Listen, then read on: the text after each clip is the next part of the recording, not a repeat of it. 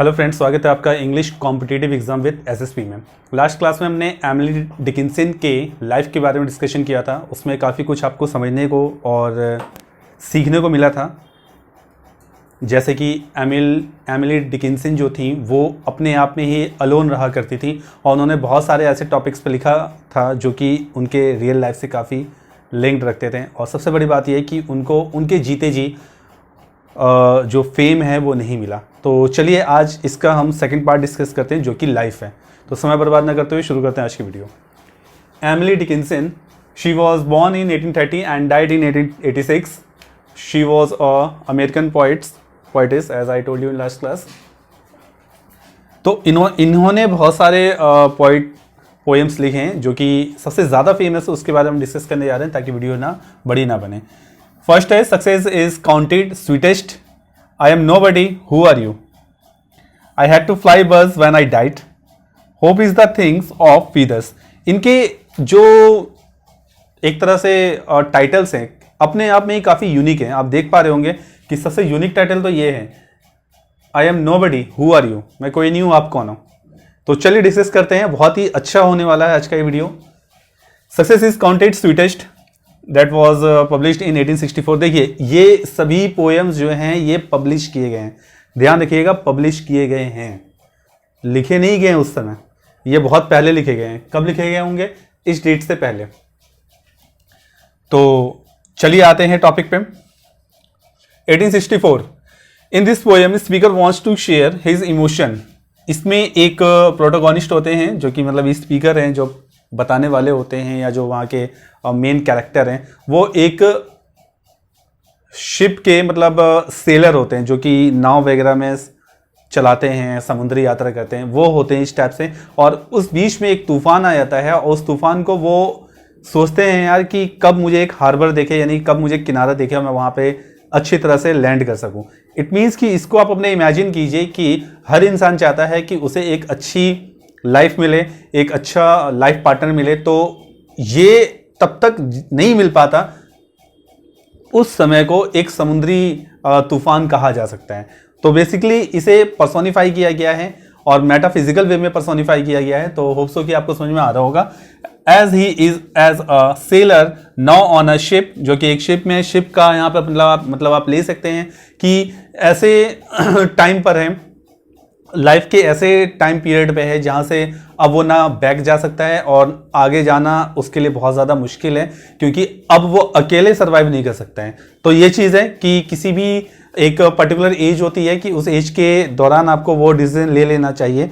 और साथ में एक उसका भी एक बाउंडेड एक तरह से कैलकुलेशन होता है कि अगर आपने तब नहीं लिया तो उस कैलकुलेशन के बीच में ले लीजिए, उसके बाद भी नहीं लेते हैं तो ये प्रॉब्लम वाली बात हो जाती है। तो हर चीज का एक एक्सेसिव अमाउंट होता है जो कि आप इसमें देख सकते हैं। That is searching a harbour to came to his home safely with love. Sorry, जो कि हार्बर पे आना चाहता है। हार्बर यहां पर है कि पीस, लाइफ में पीसफुल होना, यानी कि एक अच्छी जिंदगी जीना, वो ये चाहता है। लेकिन उसके नसीब में ये चीज नहीं है, क्योंकि बहुत उतार चढ़ाव होते हैं। उतार चढ़ाव क्या है? जो कि आप तूफान समझ सकते हैं। होप सो कि इसका मतलब समझ में आ गया होगा। नेक्स्ट है I am nobody, who are you, मैं कोई नहीं हूं, आप कौन हो। This poem highlights the merits of isolation. अब ये पोएम जो बताता है वो मेरिट्स ऑफ आइसोलेशन बताता है। That tells the reason and solution of the isolation and the problems. और साथ में ये भी बताता है कि आइसोलेशन में लोग इसलिए नहीं रहना चाहते क्योंकि उनको आइसोलेशन में रहना पसंद है। अकेलापन हर किसी को पसंद नहीं होता। जरूरी नहीं कि जो अकेले रह रहा है उसका वो शौक है। इट मीन्स कि जरूरी नहीं है कि इंसान की मजबूरी उसकी आदत हो सकता है कि जो आप ऑब्जर्व कर रहे हैं वो उसकी मजबूरी है ना कि आदत है, लेकिन आपने उसको क्या समझ लिया? मजबूरी को आदत समझ लिया और उसको ये समझ लिया कि वो इस चीज के लिए हैबिचुअल है।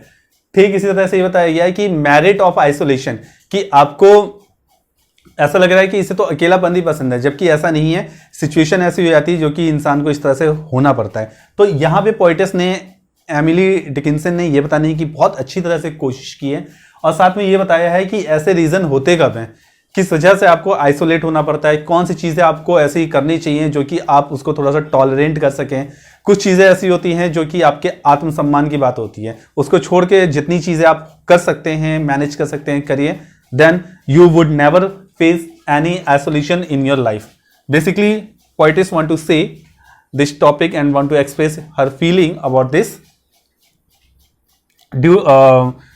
about this poem. नेक्स्ट आते हैं, I had to fly buzz when I died. उसने कहा है कि भाई मुझे भी बज की तरह उड़ना पड़ेगा जब मैं मर जाऊंगी. इसका मतलब बेसिकली टाइटल ये है.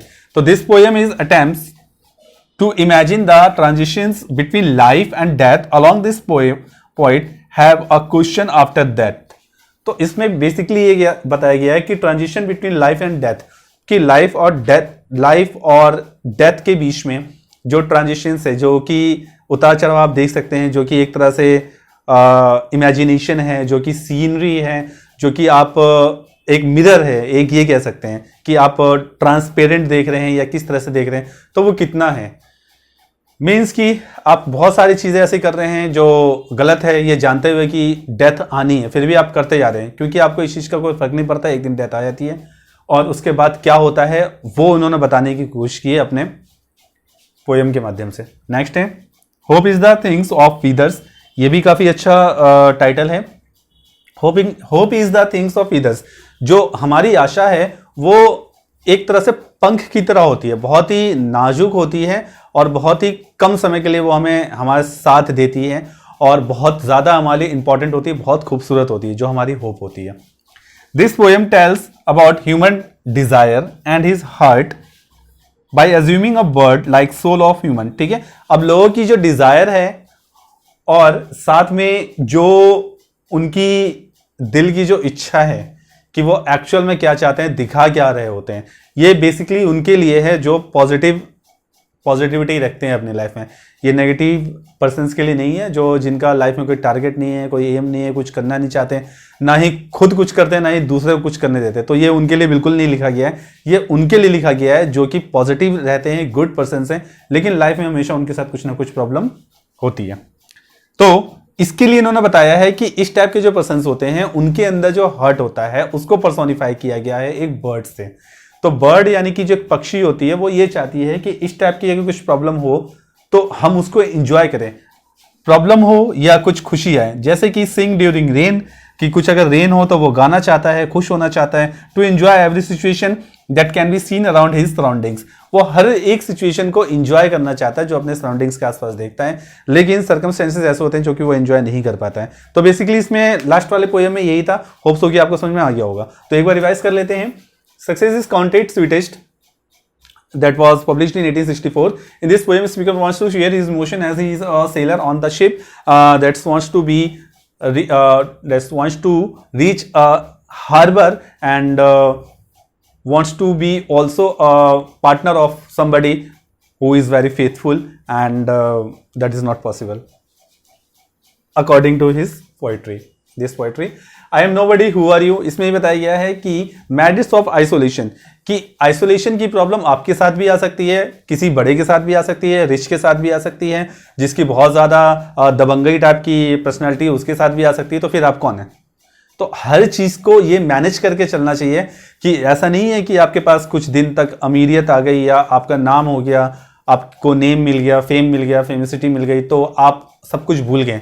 इसमें यही बताया गया है कि अच्छे नहीं टिक पाए तो आप क्या टिक पाएंगे. इसीलिए आपके पास कुछ अच्छी चीज़ें आती हैं, सक्सेस आती है लाइफ में, तो आप उन लोगों को बिल्कुल मत भूलिए जिनके साथ मिलके आप बड़े हुए हैं या जिनकी वजह से आपको सक्सेस मिली है. कहीं ना कहीं अगर वो रिस्पॉन्सिबल हैं आपके सक्सेस के, तो उनको बिल्कुल नहीं भूलना चाहिए. चलिए टॉपिक पे आते हैं. आई हैड टू फ्लाई बज व्हेन आई डाइड.